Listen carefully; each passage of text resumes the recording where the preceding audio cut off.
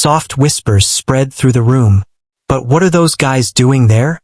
Why does his face look so shiny? That's what I'm wondering too. His skin used to look rough and dark, but now it looks completely different. Smooth, bright, almost like a maiden's. An uneasy feeling creeps in. This should be a good sign, so why does it feel so wrong? Grandfather, you're talking too loudly. Oh, is that so? Yes. A brief, awkward laugh follows. Sorry. Then suddenly, achoo! Everyone flinches. Silence fills the air. And then, calmly, greetings. Greetings to you as well. The sudden change leaves everyone speechless. After a moment, concern breaks the silence. Why were you meditating for hours without eating anything? Did something happen? Even now, the doubt is clear. They still don't fully trust him. And honestly, it makes sense. This body had already betrayed them once before.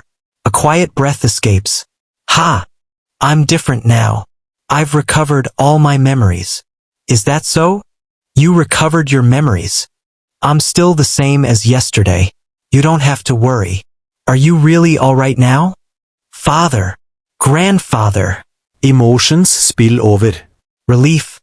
Disbelief. Even tears. For a moment, hesitation sets in. Should he cry along with them? Or stay composed? But his thoughts quickly shift. Now that he has those memories, everything is clear. The Heavenly Grand Archive truly deserves its title as one of the greatest. Even at a glance, hundreds of trap formations are visible. And more importantly, every single one is already understood.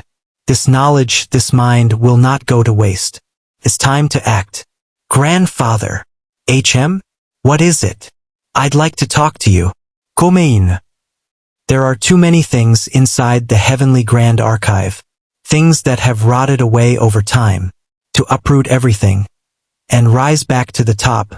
Only one thing is needed. Elixirs. Yes. My body is getting stronger now. I want to push it even further. That's great. Don't worry. I'll do everything I can.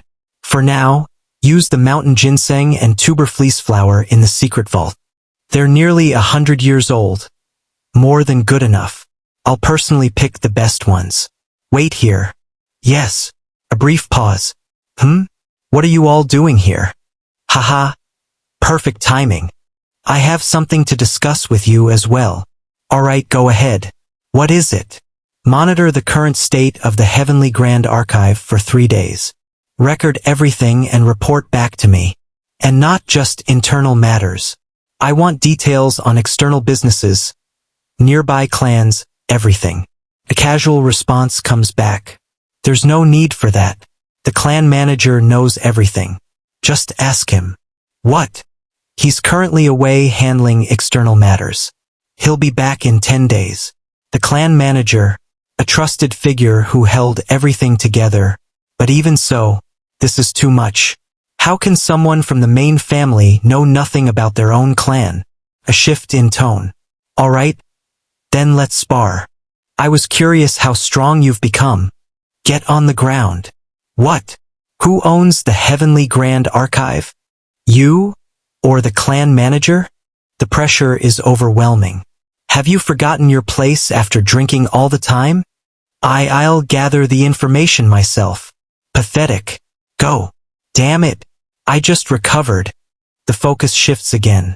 You've always had talent in trap formations, right? Yes. How many trap formations are deployed in the estate? Pardon. How many? More than 100. Get on the ground. Please forgive me. I'll do better. You've been wasting your time. It's 1:24. You may be the youngest. But how can you ignore your own clan? Where are you using that talent? A nervous voice mutters. Am I next? You get 3 days as well. Choose anyone to help you. Inspect every trap, inside and outside the estate. If repairs are needed, handle them immediately. If it takes time, report it. And don't just check them individually. Make sure they all function together. Yes. A confident voice steps forward. Sir, I'm doing well. Just tell me what to do. Take a brush. Write down what I'm about to say. Me? Why me? Didn't you ask for instructions? A brief pause. All right. Start with this. Tu Juyang. Wait. If this letter is for Sir Yang, wouldn't it be better if you wrote it yourself? Calm reply follows. If the handwriting is different, he won't trust it. But internally there's a problem. Even my handwriting is different. I've already tried several times, but no matter how much I practice, I can't perfectly replicate it. It may look similar at a glance, but up close the difference is obvious. Handwriting is like a fingerprint. There's a limit to how much it can be imitated. Before sending the letter, the contents will be reported anyway. A confused reaction follows. There's no point wasting time explaining the contents or dealing with unnecessary suspicion over handwriting. That's why someone else will write it. I already said it, didn't I? I want to see your handwriting. But it's fine. The letter will simply invite Juyang to the Heavenly Grand Archive. A sudden burst of excitement. Really? I'll finally get to see Sir Yang again. A brief pause. Are you that happy? Of course. He's manly, loyal. The best. A small, unimpressed thought slips through. Yeah. The best. Huh. Sir. Please tell me what to write quickly. I'll make it perfect. Well, if we're only talking about appearances, maybe. But based on the letters exchanged so far, that man doesn't seem entirely sane. If she knew the truth about those two, she wouldn't be praising him like this. Putting that aside, the clan manager won't return for another 10 days.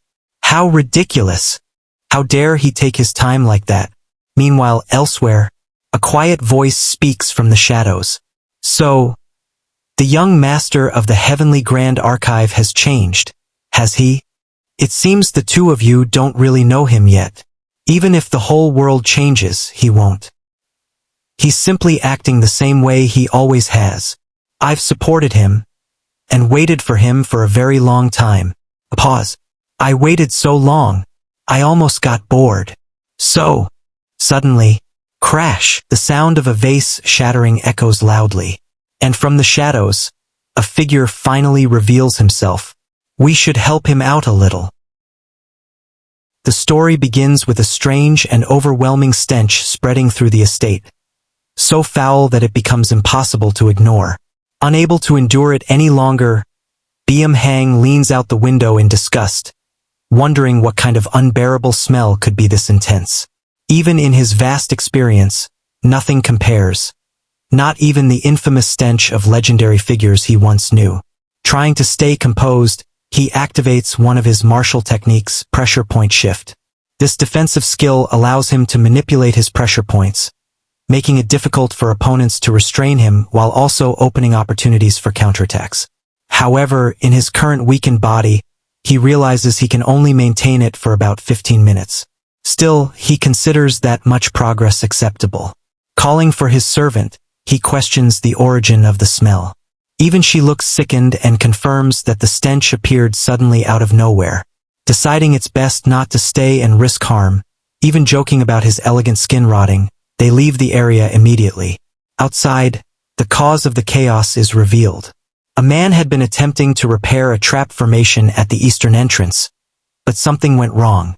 Instead of fixing it, he accidentally disrupted a ventilation mechanism, causing the terrible odor to spread everywhere.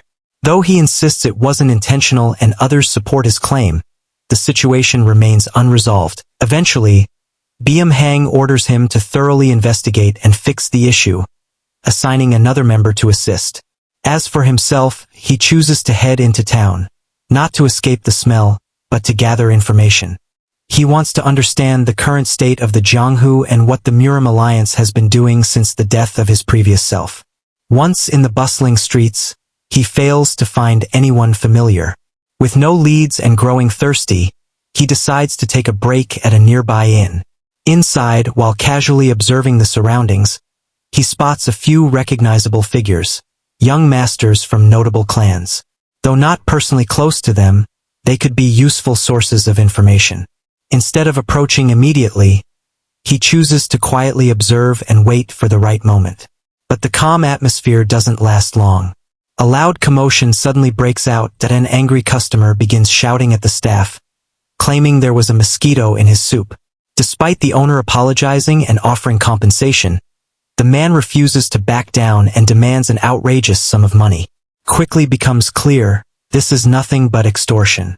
Annoyed by the disturbance while trying to eat in peace, Beom Hang decides to step in. He offers to pay the demanded amount himself, simply to end the chaos. At first, it seems like the situation is resolved. But the moment the thug looks at him, everything changes. Seeing his refined appearance and seemingly weak presence, the man assumes he's an easy target. Greed takes over. Instead of accepting the money, he raises the demand even higher. That's when Beom Hang's patience runs out. With a simple command, his servant steps forward. In an instant, the situation flips completely. A powerful punch lands straight into the thug's stomach, followed by a swift kick that sends him flying across the room and crashing through the doors. The entire inn falls silent. Without making a scene, Beom Hang calmly compensates the owner for the damages and walks out as if nothing happened. But outside, the real trouble begins. A group of thugs gathers around the injured man in the street. They belong to a sect, and they're clearly not happy. When asked who did this, the beaten man points directly at the servant. For a moment, fear crosses her face, but she quickly steels herself that as a bodyguard. She steps forward and positions herself in front of her master. She warns them to watch their words and even tries to intimidate them by invoking his status. But it has no effect. The gang leader scoffs, completely unimpressed.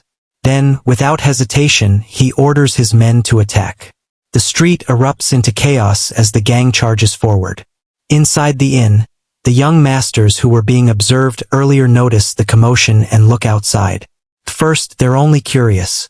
But the moment they get a clear look, their expressions change instantly.